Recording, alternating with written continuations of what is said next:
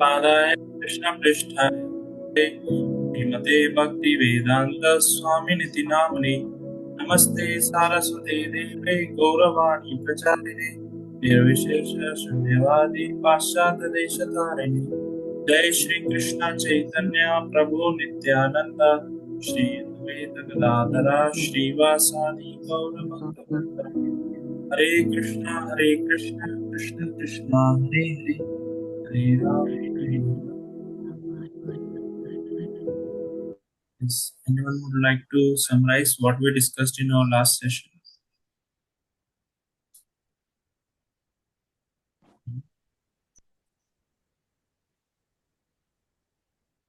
Yes. Ramchandra ji, would you like to try?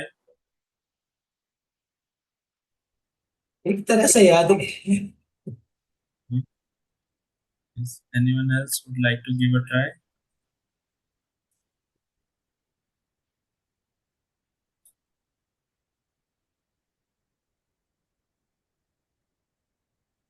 All right. So in our last session, we discussed from chapter 4th of Bhagavad Gita, named Transcendental Knowledge, was verse number 25th to 27th, where Krishna, he was mentioning about how it is important to perform yagna, and through yagna we can control the senses. Especially in Grihastha Ashrama, how prevalent it is, how important it is to control the senses. And by controlling the senses, one can make a spiritual advancement. So that was the verses we discussed, couple of verses we discussed from the fourth chapter of Bhagavad Gita. Now we'll continue further verse number 28. I'll share the screen.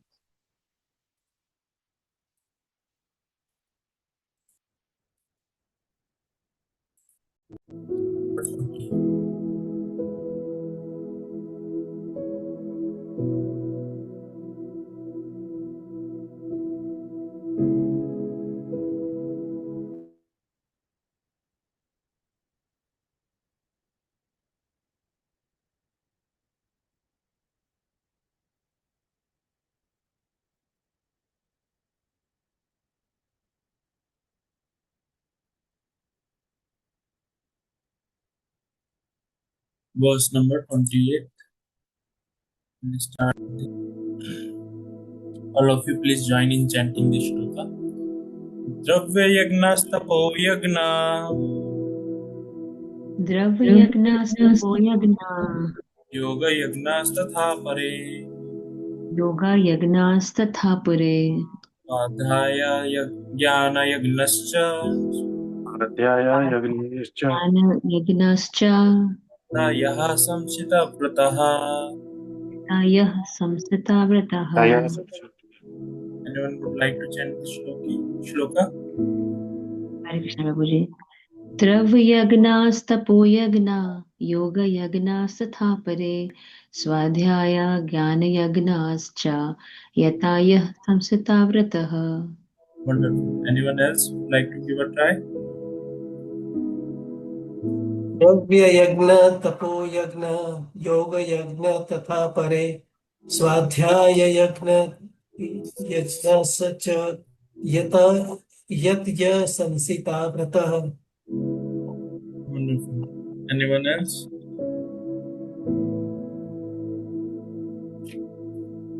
Alright. So here Krishna is explaining various yagnas. We'll read the translation. There are others who, enlightened by sacrificing their material possession in severe austerities, take strict vows and practice the yoga of eightfold mysticism, and others study the Vedas for the advancement of transcendental knowledge. So earlier Krishna, he was mentioning about how a person who is interested for the self-realization, for spiritual life, or for Krishna consciousness, he sacrifice, and with the help of sacrifice, what he is doing, he is controlling his senses. He is controlling the senses, just like sacrifice of hearing means hearing about Krishna Katha, all that By that one control his senses. So here further Krishna is mentioning about different kind of yagna. One is dravya yagna, tapo yagna, yoga yagnas, swadhyaya. Like that he is mentioning various yagnas. We'll read the purport, then we'll try to understand it.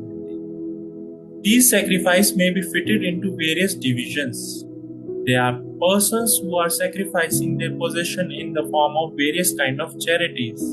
In India, the rich mercantile community or princely orders open various kinds of charitable institutions like dharamshalas, annakshetra, athitishala, anathalya, vidyapitha, etc. In the other countries too, there are many hospitals, old age homes, and similar charitable foundations meant for distributing food, education, and medical treatment free to the poor. All these charitable activities are called Dravyamaya Yagna.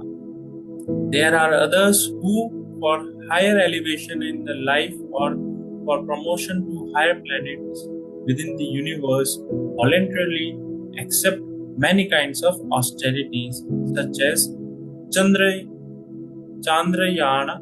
and Chaturmasya. These process entails severe vows for conducting life under certain rigid rules. For example, under the Chaturmasya vow, the candidate does not shave for 4 months during the year July to October. He does not eat certain foods, does not eat twice in a day, or does not leave home. Such sacrifice of the comforts of life is called Tapomaya Yagna. There are still others who engage themselves in different kind of mystic yogas like the Patanjali system for the merging into the existence of the absolute, or Hatha Yoga or Ashtanga Yoga for particular perfections. And some travel to the sanctified place of pilgrimage. All these practices are called Yoga Yagna. Sacrifice for certain type of perfection in the material world.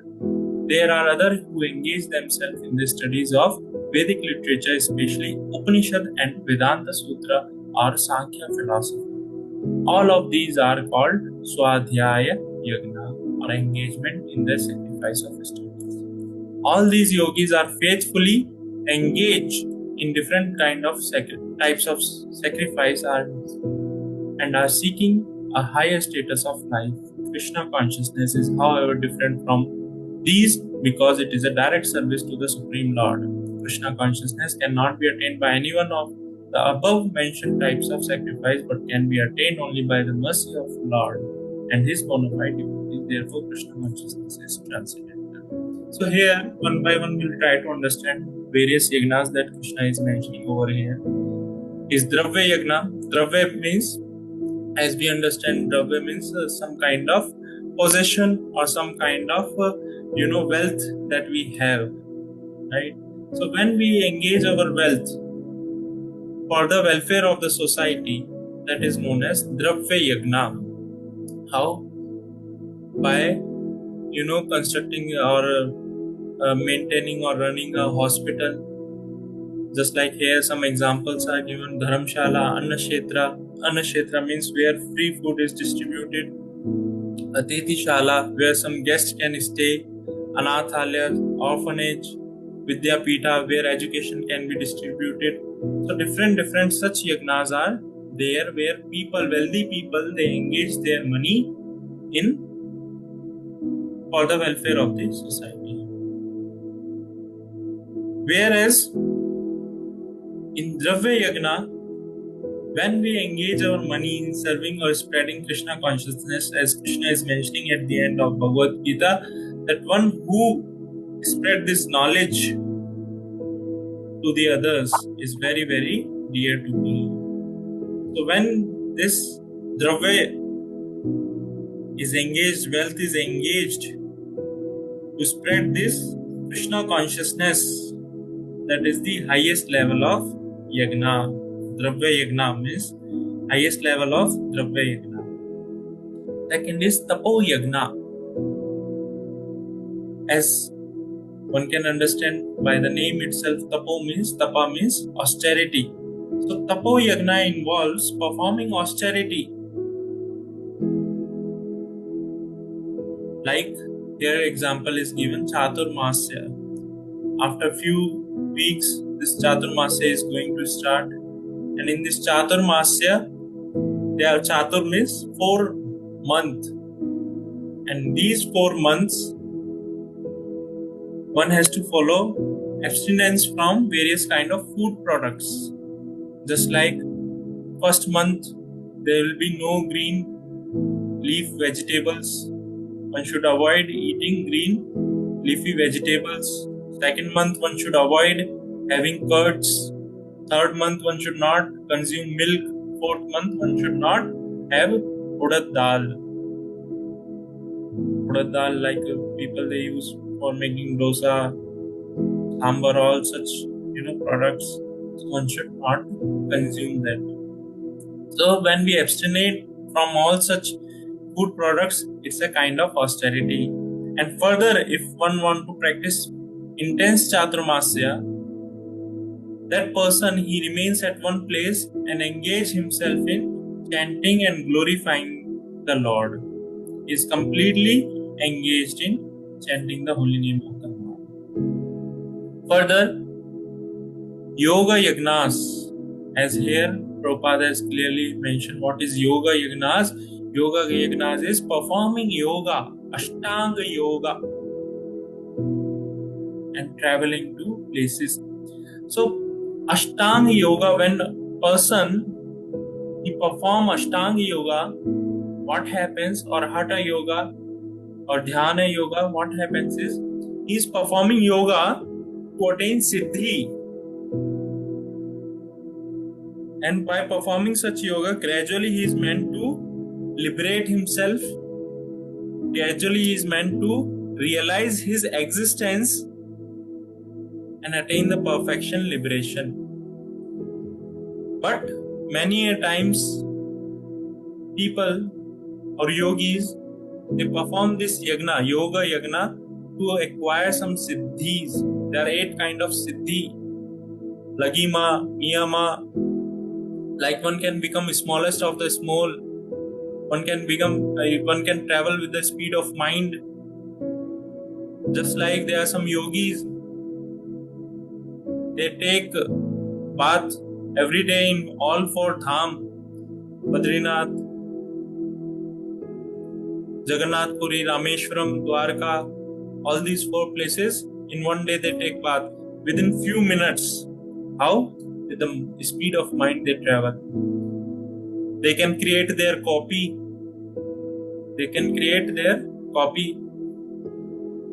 They can lift heavy of the objects, entire mountain and all such things they can lift.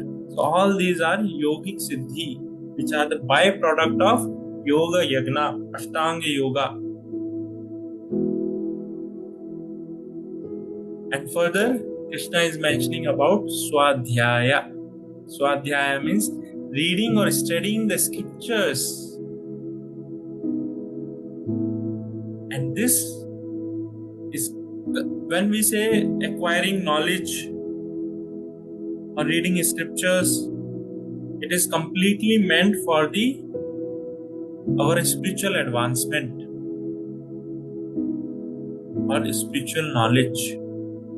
So this Swadhyaya is also considered as one of the highest yagna, where we are engaging ourselves in hearing or knowing about that Supreme Personality of Godhead.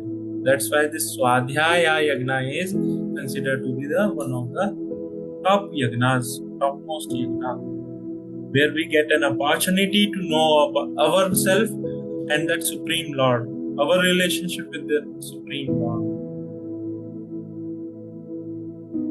Here Prabhupada is mentioning one wonderful thing. Krishna consciousness cannot be attained by any of the above mentioned type of sacrifice, but can be attained only by the mercy of the Lord and His bona fide devotees.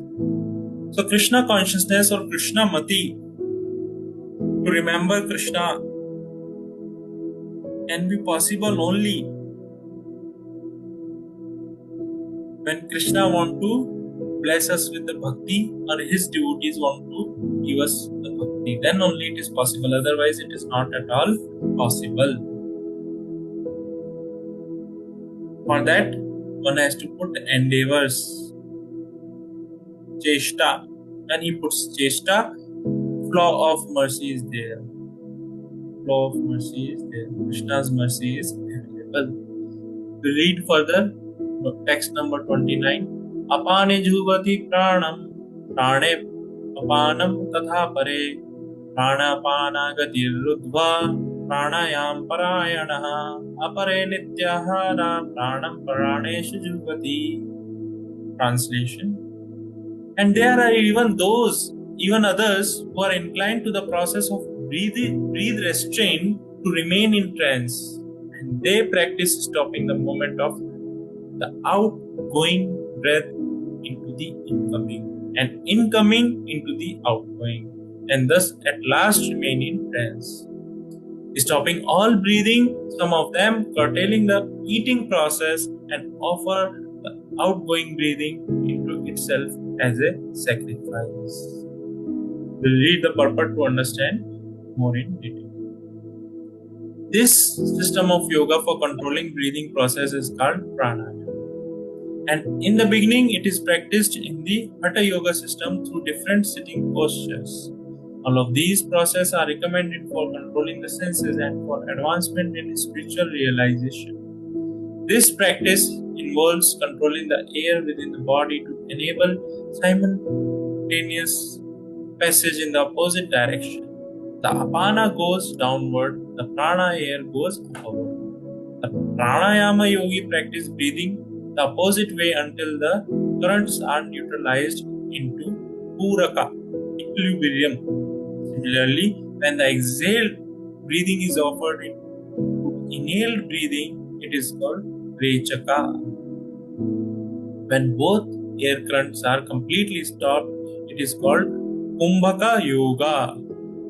By practice of kumbhaka yoga, the yogis increase the duration of life by many years. A Krishna conscious person, however, being always situated in the transcendental loving service of the Lord, automatically becomes the controller of the senses. His senses, being always engaged in the service of Krishna, have no chance of becoming otherwise engaged. So at the end of life, he is naturally transferred to the transcendental plane of Lord Krishna. Consequently, he makes no attempt to increase his longevity. He is at once raised to the platform of liberation. A Krishna conscious person begins from the transcendental stage, and he is constantly in that consciousness. Therefore, there is no falling down, and ultimately he enters into the abode of the Lord without delay. The practice of reduced eating is automatically done when one eats only Krishna prasadam, or food which is offered first to the Lord. Reducing the eating process is very helpful in the manner of sense control, and without sense control, there is no possibility of getting out of the material entanglement. So this process, what Krishna has mentioned here, is known as pranayama. In this process, a yogi who is practicing Ashtanga Yoga, what he does is, he controls his inhaling and exhaling in such a way, at one point of time, he stops inhaling and exhaling both. He stops breathing, and that stage is known as Kumbhaka Yoga. And when a yogi is practicing in such a way, because our life, the number of years we are going to live depends upon how many breaths we have. Our life span depends upon how many breaths we have, how many times we are going to breathe. That decides our lifespan.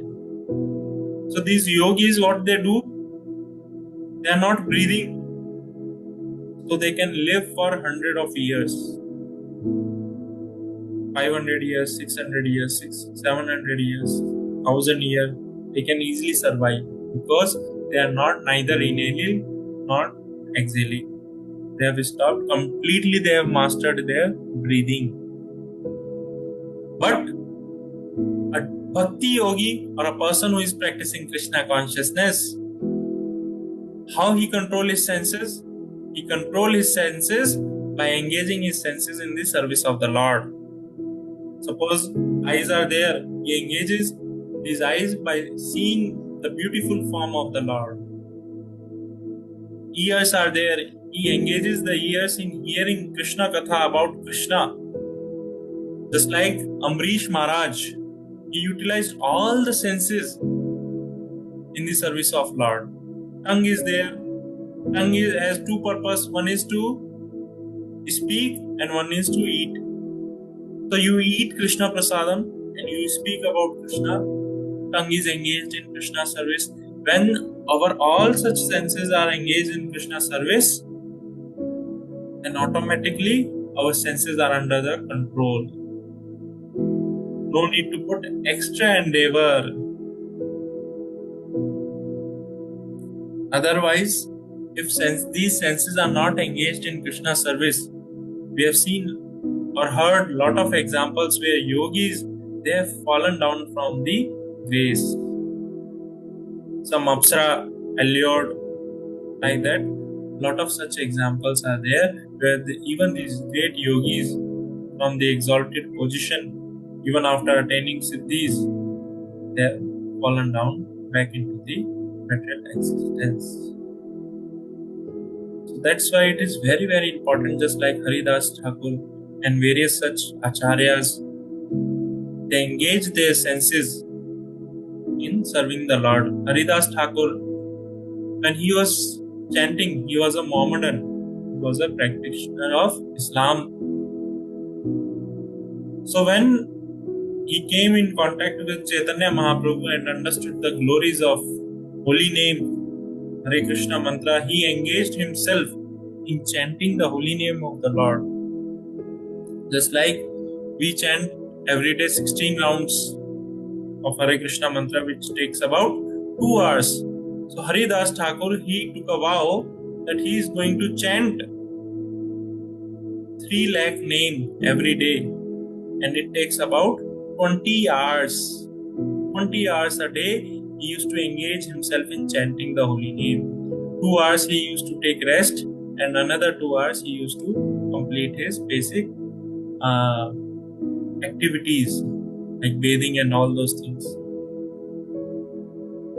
Seeing this, other Muslims, Islam followers, they were very envious. They became very envious and they approached the Nawab of that province, that so and so person, this Haridas Thakur, has adopted the dharma of other people. He is chanting the holy name. So, with the advice of minister, this Nawab, he sends a prostitute to the Haridas Thakur. So, that prostitute tried to allure Haridas Thakur in various ways. First day when she came, Haridas Thakur, he said, okay, I'll fulfill your desire. Please wait for a while. Let me complete my chanting. Let me complete my number of rounds. She said, okay, I'll wait for you. So she waited for a very long time. Next morning, because he is chanting 20 hours a day, it became morning. So she was like, okay, not an issue, I'll come tomorrow. Again, I'll come tonight. So again she came, again Haridas Thakur, he told, let me complete my chanting. After that, I'll fulfill your desire. So what was happening? She was sitting there, she was waiting, and she was hearing the chanting. From whom? Haridas Thakur, who is known as Nama Acharya, who is a great exalted devotee. So what happened? She became purified. Third day she came, and she also started chanting the holy name. And she left everything, and she became a devotee. That is the power of this devotional service. That is the power of this Krishna conscious process. If a person begins this process, immediately he can transfer himself into trance, or he can experience the divinity and he can experience the transcendental nature of the self if a person is practicing this bhakti yoga. We move to the next verse.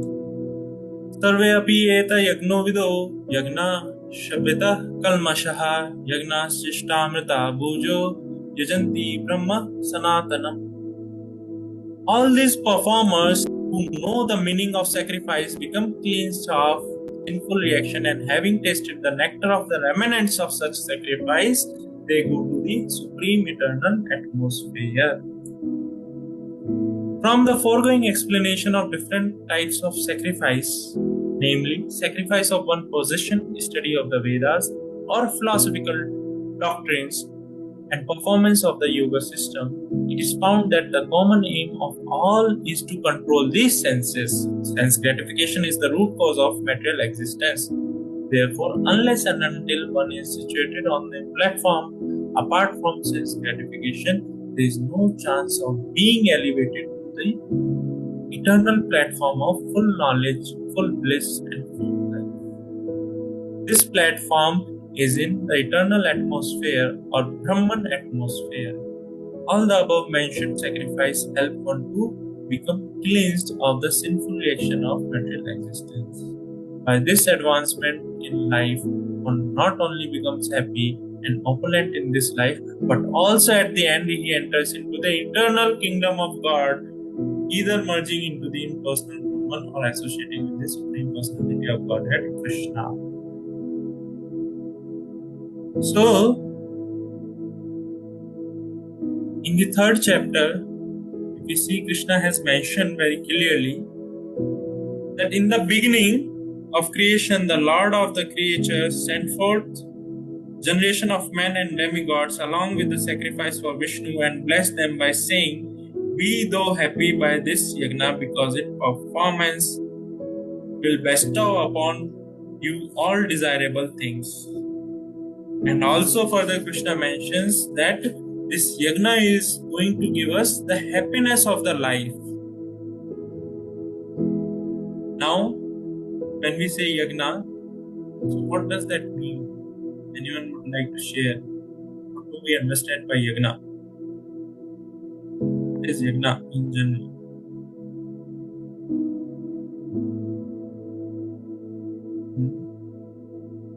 No idea. Austerities. Okay. Yes, anyone else? This Hare word Krishna, Prabhu. is also used for Lord Vishnu. Sorry? Word yagna is also used for Lord Vishnu. Okay, anyone else? Hare Krishna, Prabhuji. Yes. Prabhuji, we read in chapter number 3 that yagna means the sacrifice for the pleasure of Krishna.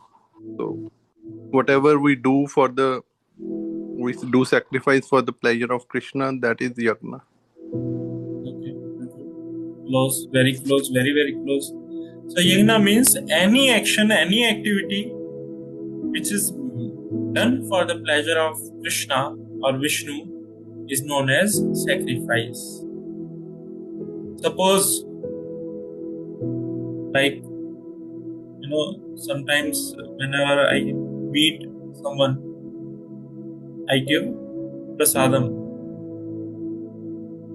So just eating prasadam of the Lord is a yagna. We are eating Krishna prasadam, that is known as yagna.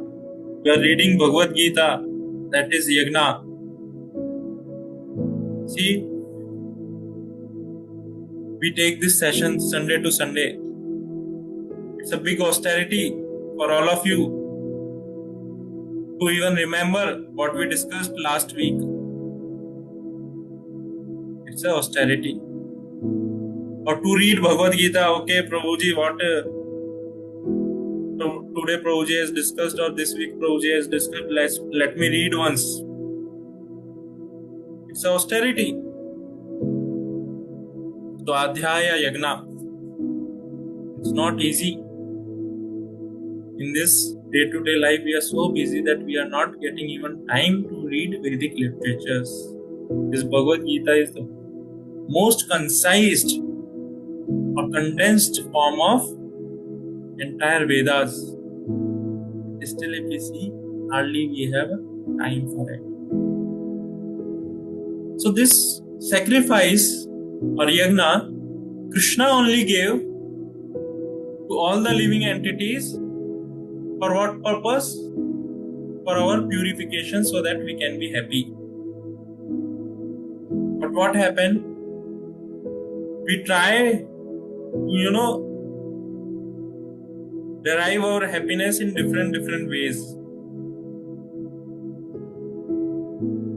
And at the end of the day, what is happening? We are somewhere get frustrated because we are not following the process. Just like, suppose nowadays, if you remember 10-15 years back, there used to be two category of SIM, CDMA or GSM. In other countries, maybe some other variety might be there, but in India, CDMA and GSM, these used to be primarily two varieties of SIM. And accordingly you should purchase a mobile phone which is having that kind of configuration. And suppose you put a SIM, mobile is configured with GSM, but you are putting CDMA SIM. So what will happen? How much ever you may try, it will not work. You will get frustrated. If you have no proper knowledge, then what will happen? You will get frustrated. What is happening? It is not working. What is this? You will get frustrated. Another mobile, if you put, it is working. This mobile, it is not working. Why? Because we have lack of knowledge. What is that? This configuration is different. Same way Krishna is telling, the Adhar means the basic foundation of this creation is to perform yagna. And by performing yagna only, one can be happy. Just like we have this human form of life. How one should lead this human form of life? Everything is there in detail. What one should eat, what time one should sleep. Just like one should sleep after 3 or 4 muhurtas of sunset, and one should sleep for how many muhurtas, that is also there. What time one should get up, what time one should eat, according to season, according to this, according to that. So many such things are there in detail.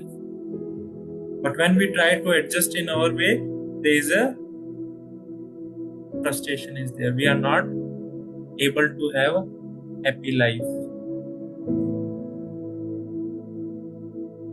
There was one small child, and this child is having, in childhood days, many times we get boil in our various limbs, hands or legs. So this child is having a big boil on his leg, and it is paining a lot. It is paining a lot. So seeing the pain of child, mother, she could not resist. She goes out and she tries to take out some kind of jadi booty, some kind of medicinal plants, and crush those medicinal plants or leaves and pour that essence or that liquid on this boil.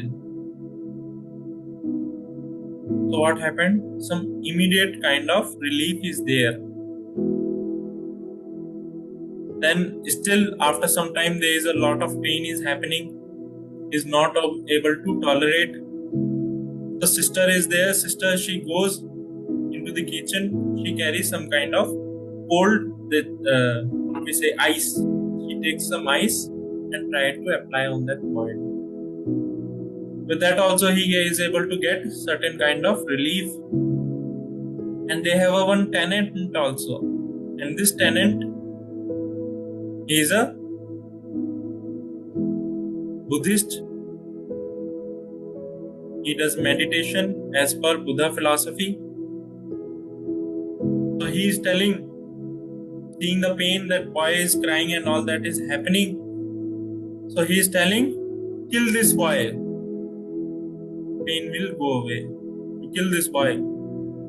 Because he is suffering from the pain, better is you kill him. You kill him. So mother and sister, they are shocked. How come he is telling to kill him? And there was one surgeon or a doctor was passing by. He heard that child is crying and all that is happening. So he also, out of curiosity, visited, and he came to know that child is crying out of pain from a boil. So immediately doctor said, just give me 5 minutes. He'll get relief from the pain. How? Doctor took out a knife from his bag. And seeing the knife, now this child has lost his composure. How? He is thinking, now they are going to kill me. Because this person was telling, kill this boy. So now the knife is also there. So he thought, now my game is over. They are going to kill me. But what doctor did? He did a small surgery and he cut off that, portion, and entire pus came out of that boil, and he felt a great relief. So if we see, in our human form of life, we also try to settle down in different ways, to make adjustment in different ways, sometimes compromise this, that, so many things we try to do. Just like mother is giving relief, mother and sister. So it's a like of trying to gratify or satisfy body. At bodily level, we try to make adjustment. We try to gratify the senses. We try to make some adjustment on the bodily level. Whereas this Buddhist, who is Shunyavadi, just like Prabhupada, what he did, Namo Vishnupadaya Krishna Prishtaya Bhutale Srimate Bhaktivedanta Swaminiti Namani. So Nirvishesha and Shunyavadi, he defeated that philosophy by establishing Krishna consciousness, highest level of philosophy, Bhakti Yoga philosophy. So this Buddhist is like, just like there, this thing is void. Better, like just like there is a tendency of a soul tendency is to desire. Their soul has a thinking, feeling, willing, all these tendencies are there. But when we dovetail this tendency in Krishna, whereas Buddhist philosophy, we should not have desire, we should completely free from the desires, zero desires. Whereas having or becoming desireless itself is a desire. To be desireless itself is a desire. So this Buddhist philosophy, they are like, kill him. We don't want. Whereas this surgeon is like a bhakti yogi. Whereas little pain is there, cut is there, but you will get immediate relief. Also, problem will be solved. Problem will be solved. What is that cut?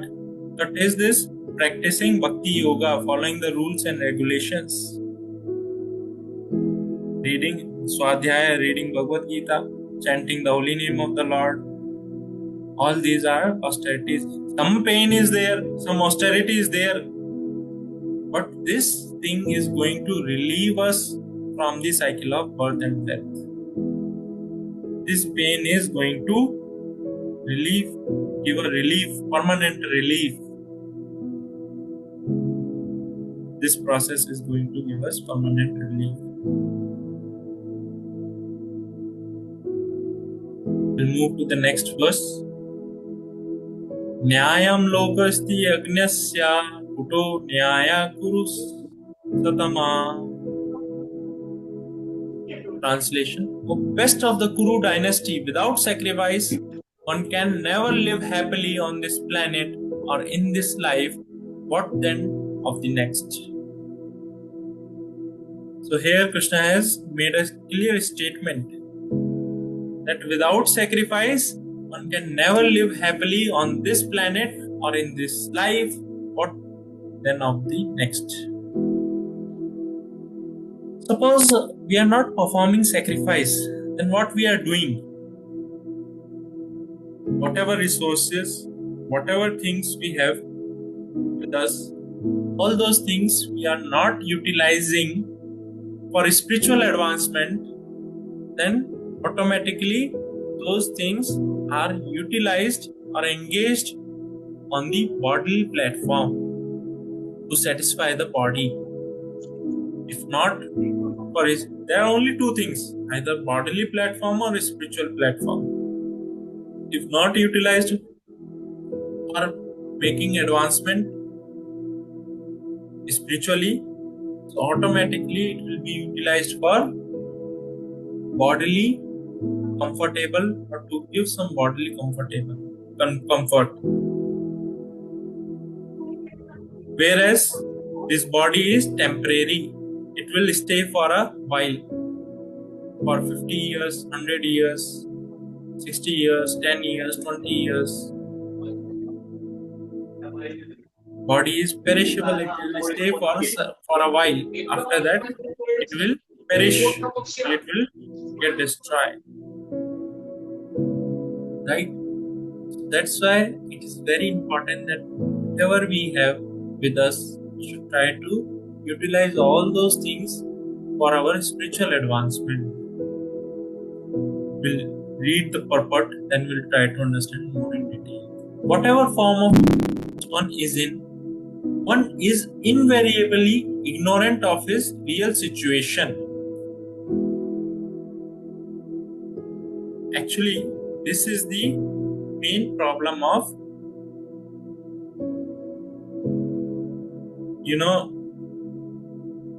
this material world. We are existing in this material world because of just this small thing. We are ignorant of our real situation.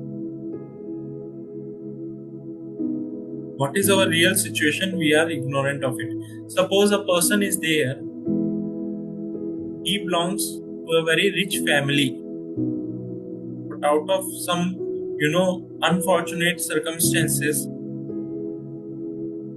he lost his mind frame, he is not stable, mentally disturbed, mentally retarded. Now he is aware who his parents are and all those things. He is not at all aware. He is just roaming in the city. After a few days, his all clothes are torn. Just like I remember in my childhood, I have seen some such cases where a person is completely mad. He is roaming here and there, not taken bath for days together, and simply suffering. Whereas he is not having proper food to eat, proper place to sleep, smelling very badly. Whereas his real position or real situation is what? He belongs to a very rich person. But out of his mental retardedness, he has forgotten his real situation, real position. Why? Because he is ignorant of his real position. That's why he is in pain. He is suffering very badly, roaming on the roads. Someone is throwing the stone. Like that, he is suffering continuously. Just a small thing. What is that? He forgot his real position. He is roaming here and there and suffering. But as soon as a person who recognize him, who is intelligent, he takes that this person and take him to his father. Father immediately he will engage few servants and get him clean, get him proper dress up, provides the lavish food, and he is having a happy life. Although he is mentally retarded, but he is living a very blissful life. So what is the difference? Only thing is not at all aware, or he is forgetful of his real situation, that I belong to a rich person. He is roaming on the roads and suffering like that. We read further. In the other words, existence in the material world is due to multiple reactions of our sinful lives. Ignorance is the cause of sinful life, and sinful life is the cause of one's dragging on in material existence. So what is happening? Out of ignorance, we are not performing yagna. And when yagna is not performed, so what is happening? We are acquiring the sinful reaction. Because yagna, what yagna does? Yagna purify our existence. When existence is not getting purified, then what will happen? You will acquire the sin only. Whatever action you may perform, in a result, you will acquire the sin. And by acquiring the sin, you will get dragged into the material world. Just like, suppose you are there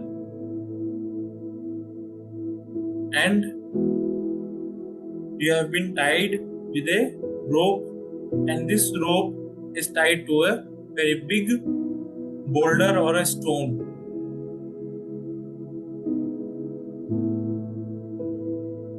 Now, this stone has been pushed into the well, deep dark well, which is filled with water. This stone someone has pushed into the well. Now, to safeguard yourself, it is very, very important for you to cut off the rope. Cut off the rope. If you don't cut off the rope, what will happen? Will fall into the well. Same way, this yagna is given. It's a process to cut off our bondage with this material existence, with this material world. Yagna is a process by which we can cut off our bondage to this material existence. But if we don't cut off or we don't perform yagna, rope is not, has not been cut, then what will happen? We'll fall down into the well. We will fall down into the well. Same way, in our human form of life, especially this human form of life is given for this purpose alone, to make a spiritual advancement, we perform yagnas. We read further, the human form of life is the only loophole by which one may get out of this entanglement. The Vedas therefore give us a chance for escape by pointing out the path of religion and economic comfort, regulated sense gratification at last means to get out of the miserable condition entirely. The path of religion or different kinds of sacrifice comment above automatically solves our economic problems. Actually, here what we try to do, just like Prabhupada very beautifully has mentioned, that human form of life is the only loophole by which one may get out of the entanglement. This human form of life is the only opportunity by which one can get out of this entanglement. First thing. Second thing, what happens? We engage, we being spirit soul, we are very active in nature. We cannot sit without performing any action. Either our mind is thinking or somewhere or other some kind of action is performed, some kind of involvement is there. So what happens? Rather than addressing problem at the root level, we try to solve our problem in different way. Just like here Prabhupada is mentioning, like we try to solve our problem. Suppose we engage in, let me solve my or improve my economic conditions, all this thing, that thing. We engage our energy in that way. So what is happening? Our roots are not getting strong. If roots are not strong, with a blow of wind, that entire tree can fall. So how we can have a strong roots? By associating ourselves with Krishna, by developing our relationship with Krishna. That is the process of making our roots strong, because we are part and parcel of Krishna. That Krishna is mentioning in this Bhagavad Gita, that Mameva Amsha Jivaloke Jiva Bhuta Sanatana, that all these jivas, they are my part and parcel. They are my part and parcel. They belong to me. So now, to revive that relationship with Krishna, when we say relationship is not one-sided. It involves exchanges. Relationship involves exchange. Just like Krishna is facilitating a lot of things to us. He is facilitating oxygen, he is facilitating sunlight, water, all such facilities are available to us in abundance. Free of cost, Krishna is giving all these things. We have a proper digestive system to digest our food. We have eyes to see. All these things Krishna has given us mercifully. But in exchange,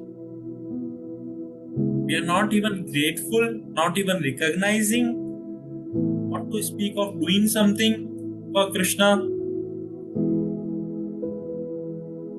So our relationship with Krishna is very, very silent. Whereas a relationship means there is an exchange. Dadati prati granati. You give and you accept also. Here what is happening? We are only accepting. Or do, aane do. But we are not even thinking of giving something to Krishna. What to speak of giving, we are not even recognizing. Whereas this yagna is a process where not only we recognize, we offer something to Krishna. And when we offer something to Krishna, what happens? Relationship develops.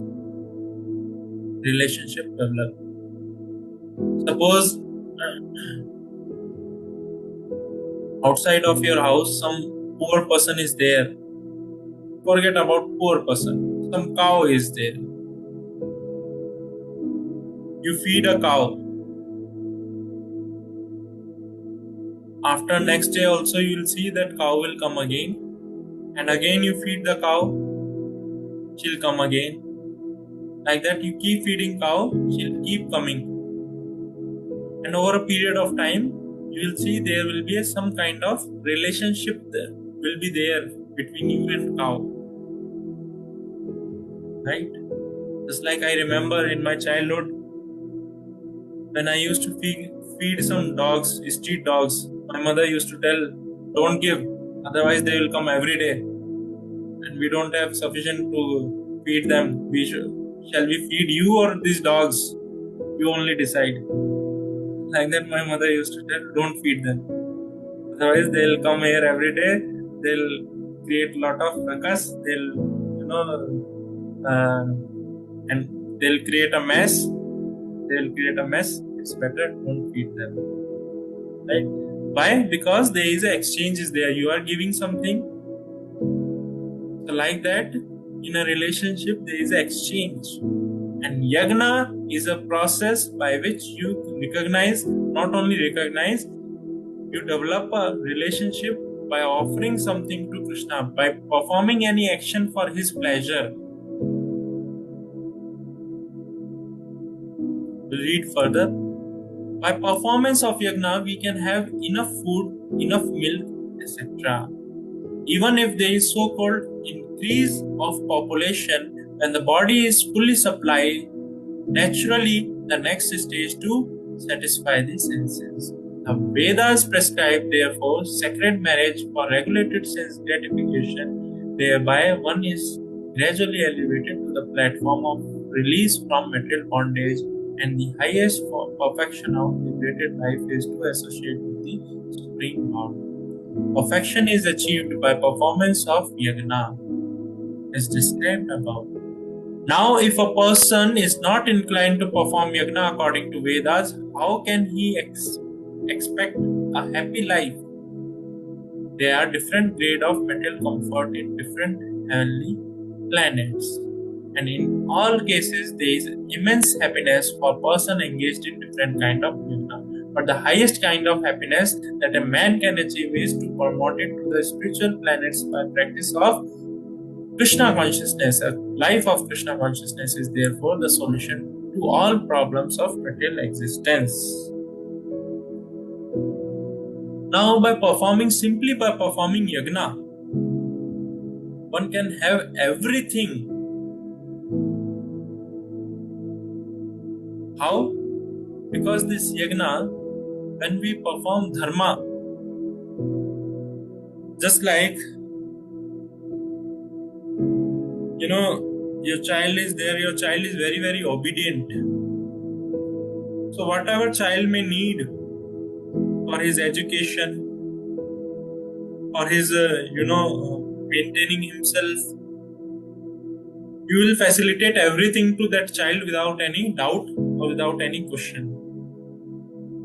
Whereas a child is very naughty in nature, not at all listening you, not at all obedient to you, will not provide the resources for that child.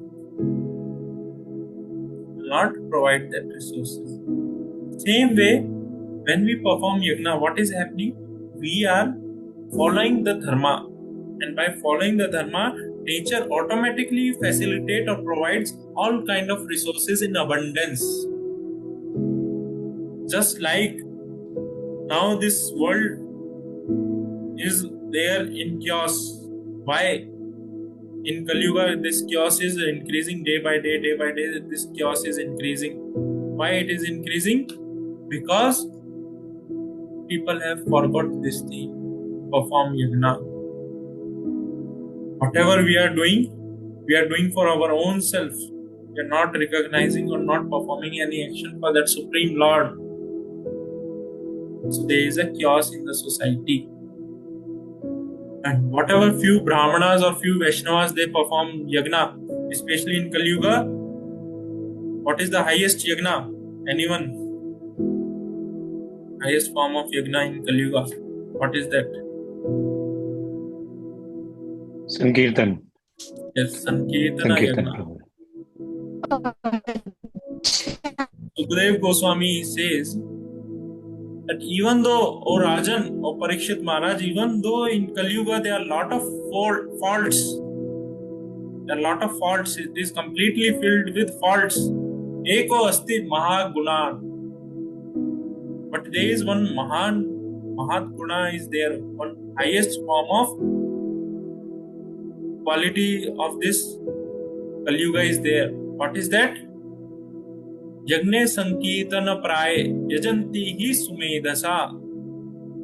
That in this Kali Yuga, only yajna is Sankirtan yajna. And only intelligent class of people can take up this process of Sankirtan yajna. And when a person he performs such yajna, he can experience that happy life.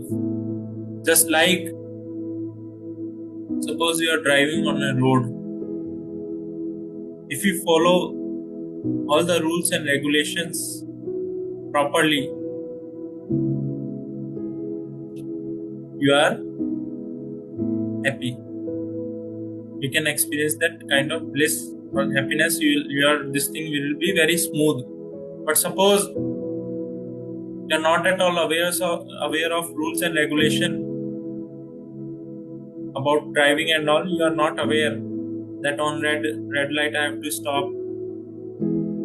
What you are doing, you are taking vehicle on red light also. Another vehicle came and hit your vehicle. Gone. Stress is there. Right? Whereas if you know very well, on red light I have to pause or stop for a while. On green light only I have to further continue. Then there is a peace is there. And when peace is there, you can experience the happiness.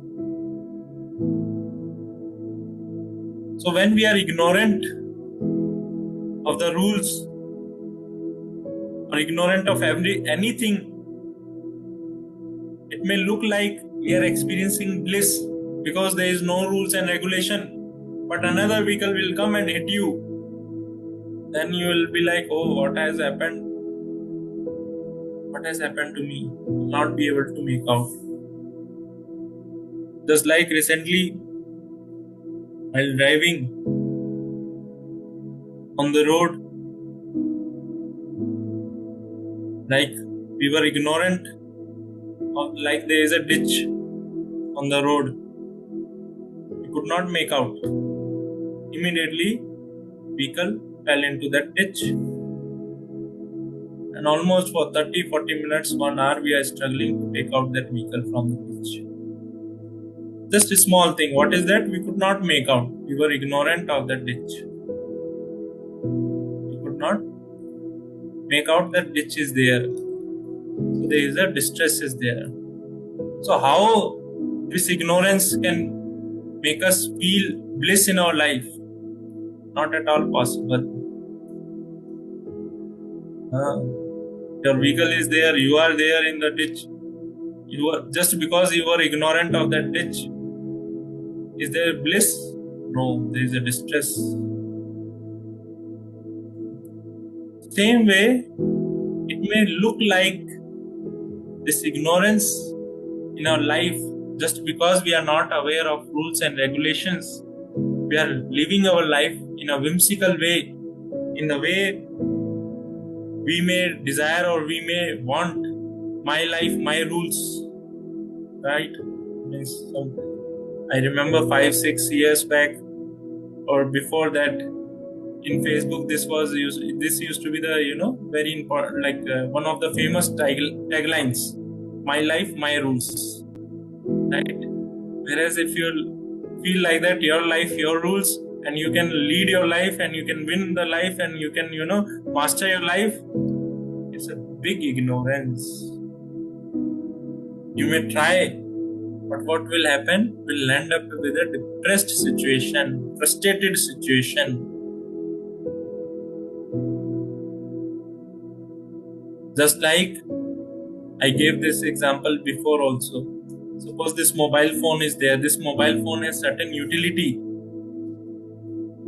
But if you don't utilize in the way, suppose you don't utilize this phone to make calls, to connect with other people, or to make photos, videography, all these things, you just utilize this phone as a paperweight.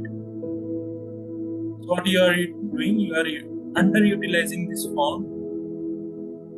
And this phone, out of ignorance, you are utilizing like that. So it is not fulfilling the purpose. It has a purpose.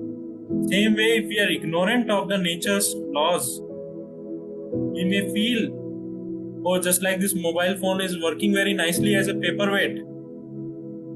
You may feel different kind of satisfaction, bliss. Oh, such a nice paperweight I have got in my life. I've never ever got such a nice paperweight.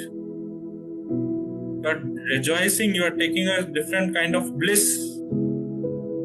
That such a nice paperweight I have got. But is this mobile phone is meant for that purpose? No. Just because we are ignorant of this mobile phone features, its capabilities, what we are doing, we are feeling that this is the real purpose of this mobile phone that give us certain kind of joy or happiness. What? As a paperweight. But when you understand this mobile phone has lot of other features, lot of things I can do with this mobile phone, that will bring real kind of happiness in your life.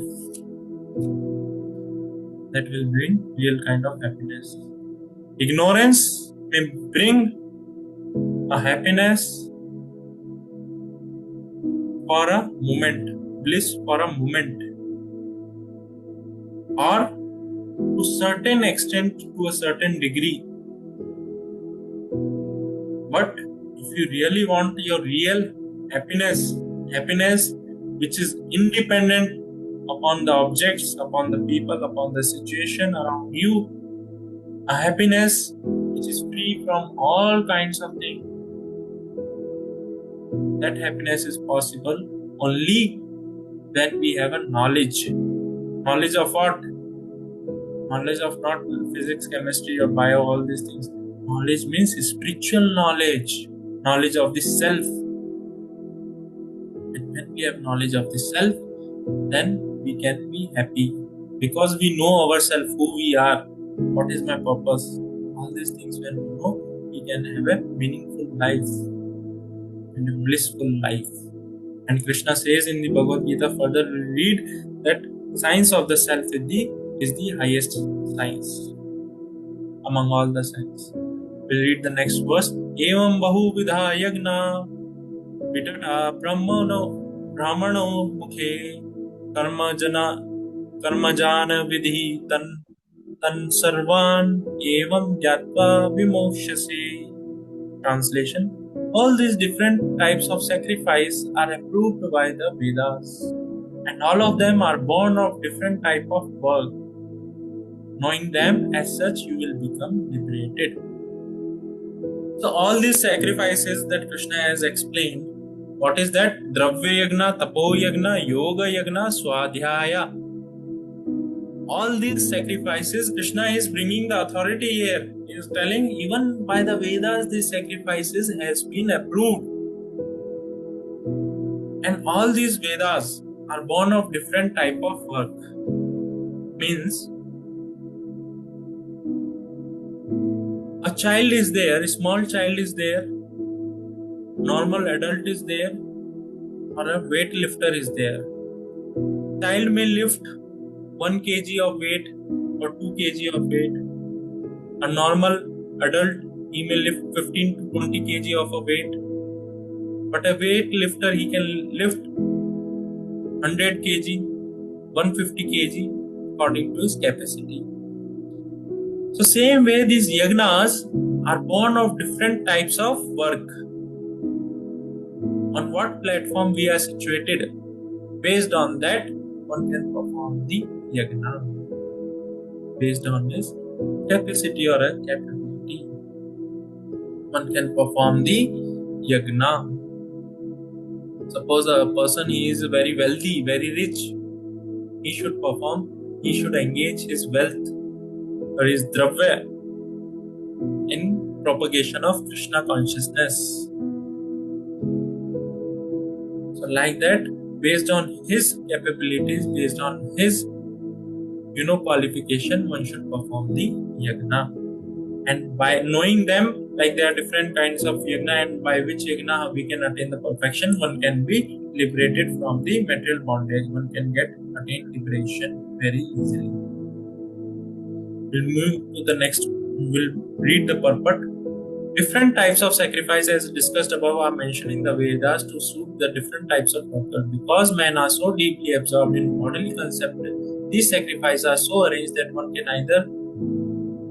can work either with the body, the mind, or the intelligence. But all of them are recommended for ultimately bringing about the liberation from the body. This is confirmed by the Lord here from his own mouth. Krishna himself is confirming that one can, by performing the yagna, one can attain liberation. One can come out of the cycle of birth and death. Krishna himself is confirming this point. Not only happiness, even liberation one can attain. That is the power of these yagnas. We'll read the next verse. Shreyan dravya mayad yagna jnana yagna parantapa sarvam karma khilam partha jnane pari samapyate. Here Krishna is making the conclusion now. What is that? O chastiser of the enemy, the sacrifice of knowledge is greater than the sacrifice of material possession. O son of Pratha, after all, the sacrifice of work culminates in transcendental knowledge. See, here Krishna has clearly, clarified that Jnana Yagna is the topmost yagna, even better than the Dravya Yagna.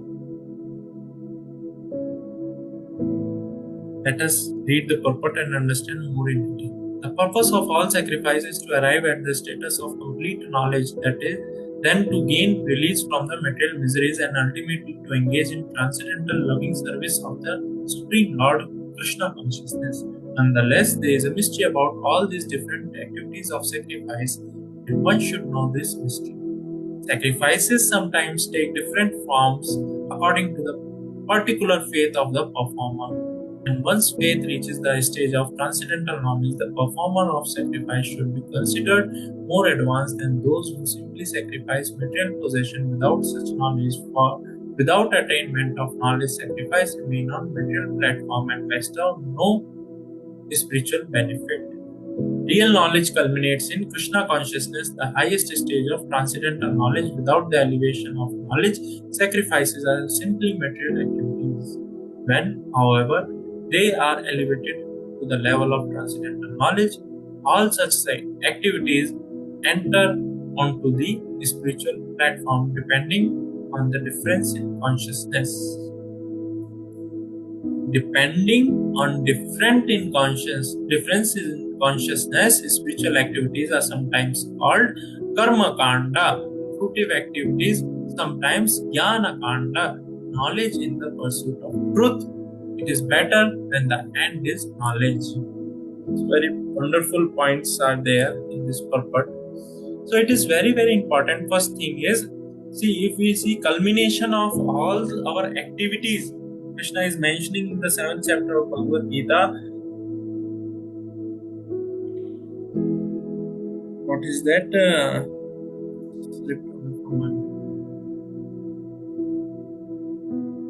After taking, anyone remember this? After taking so many Baunam Janmanam Ante Jnanvan Mam Prapadyante Vasudevam Sarvamiti Saham Atmasu Dullabha.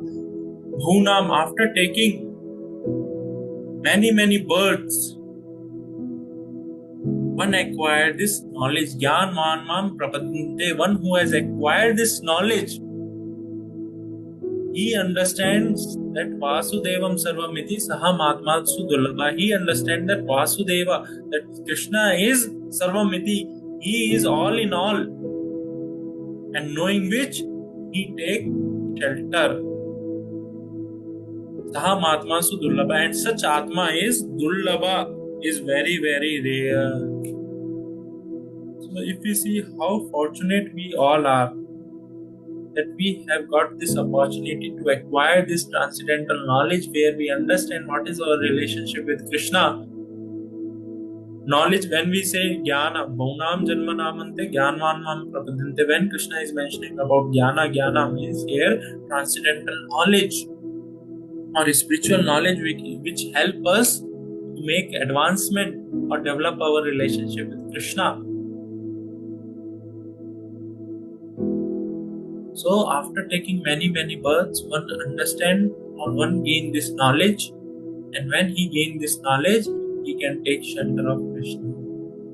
He can perform lovingly transcendental service to that Supreme Lord. That's why this jnana is very, very important. Just like that, suppose that mentally retarded person is there.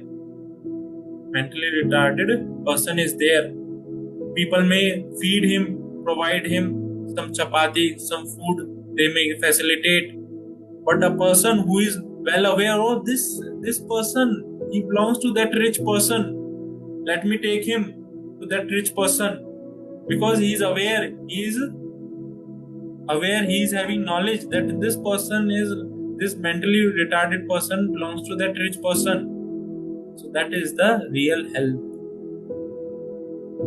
That's why Prabhupada says, even though Dravya Yagna someone is performing, he should perform for spreading the Krishna conscious activities. He should perform for Krishna conscious activities, to spread Krishna conscious activities, because Krishna at the end of Bhagavad Gita is also saying the same thing. So one should perform yagna for Krishna conscious activities, and by which, when he does that, what will happen? One will understand his relationship with Krishna. Suppose Dravya Yagna, suppose now someone engages his wealth or money in spreading Krishna consciousness. How? By distributing this knowledge, by distributing, suppose, Bhagavad Gita, or by constructing temple. Now this temple will guide the entire society, or this temple will educate the entire society about Krishna consciousness. So what is happening? People are getting opportunity to get jnana, to get knowledge about their real self. About their real self. They are getting this opportunity. So even Dravya Yagna can be engaged in such a way that it culminates in the knowledge, transcendental knowledge. When we are not aware, suppose we perform this yagna, suppose somebody is doing, let me also do. We are not not aware what are the consequences, or we are not doing heartfully or not doing knowingly. No doubt some kind of punya we may get, but to get the real benefit of it, it's very important if we are aware why we are doing this yagna or what is the purpose behind it. Then it will bring meaning to it. Just like, suppose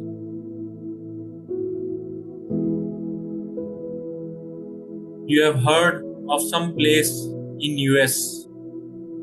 So many people have told, in US this place is very famous. If you are going to US, you must visit this place. You must visit this place. So what will happen? You will acquire knowledge about that place. What is this place? What is the significance? What is so special about this place? So once you are at that place, you will be able to relate or connect. Otherwise, if you have not done that homework, or if you have not sufficiently acquired knowledge about that place, it will be like some other tourist place only. Some another tourist place. You will not be able to relish that much. Same way, when we know the purpose behind performing the yagnas, we have such knowledge, then it becomes we get a spiritual benefit. Here Prabhupada is mentioning clearly. There is that.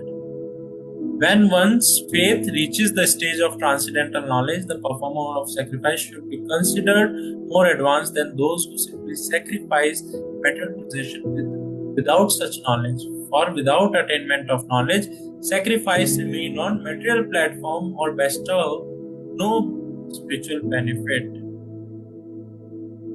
Sacrifice will not bestow any spiritual benefit. We may do the activity, but hardly will get the spiritual benefit out of it. So that's why it's very, very important. Whatever activity we may do, we should be very well aware also that this activity I am doing, what is the spiritual significance about this? Like we are doing chanting, Sankirtana Yagna. This Sankirtan Yagna, how powerful it is, how it's going to, science behind that, when we know, we will derive the spiritual benefit out of it. With this, we'll end here. Anyone has any question or anything to ask or share, please feel free to share or ask. I have one doubt, Prabhuji. In the last text verse we just read, that you said This, O chastisers of the enemy, the sacrifice of knowledge is greater than the sacrifice of material possessions. Which knowledge is this? The ignorant knowledge, the knowledge which is not helping us realize our purpose, sacrificing that, I hope it means, right? The sacrifice of knowledge means distributing this transcendental knowledge, spiritual knowledge. Knowledge means spiritual knowledge. Sacrifice means giving away that knowledge to others. Oh, okay. That is Okay, the got it. highest knowledge. If you open here Bhagavad Gita with you, Yes. just open up 18th chapter. 18th. 18th chapter, verse number 72, I guess.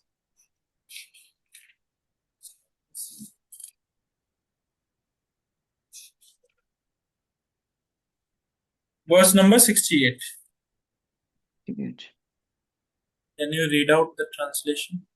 Yes. Yeah. For one who explains the supreme secret to the devotees, devotional service is guaranteed, and at the end, he will come back to me. Yes. Verse number 69.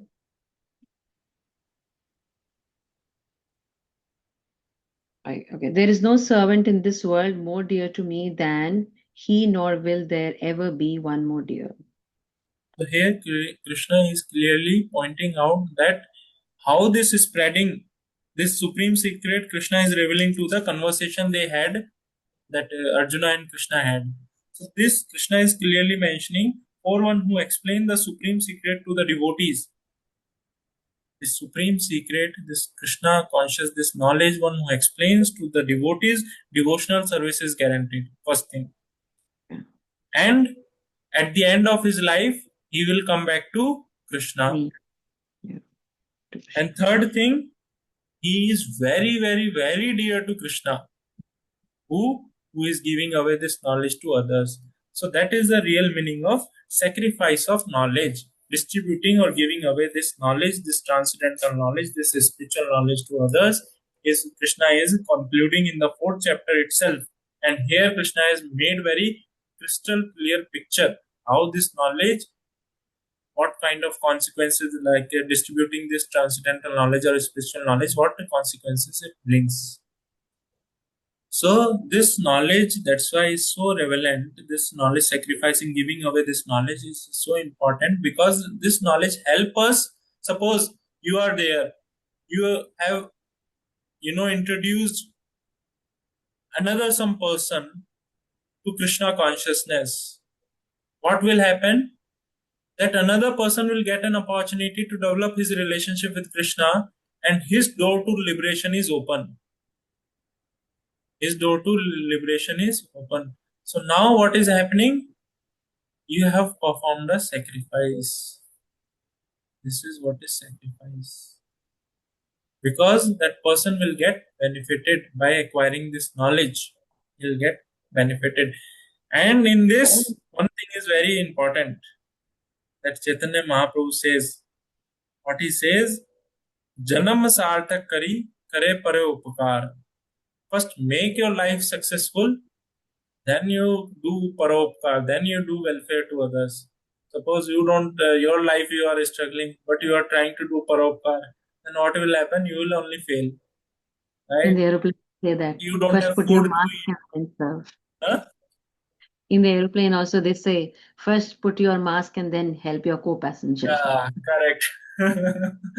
So same thing. First, we have to be strong in Krishna consciousness.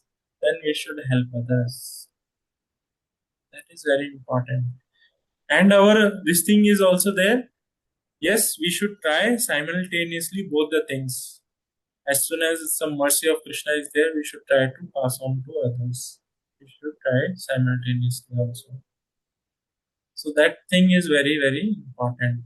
Janama sartha kari, kare paropkara.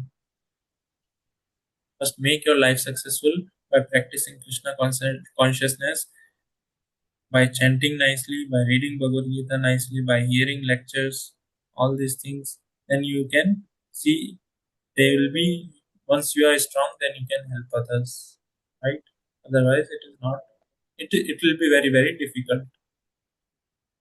Any other question? Thank you, Prabhuji. Shall we end here? I think we are good for today. Ramchandra ji, do you have any question? No, Prabhu. We'll end there. Srimad Bhagavad Gita ki, Yeah. Prabhupada ki, Jai. Hare Krishna.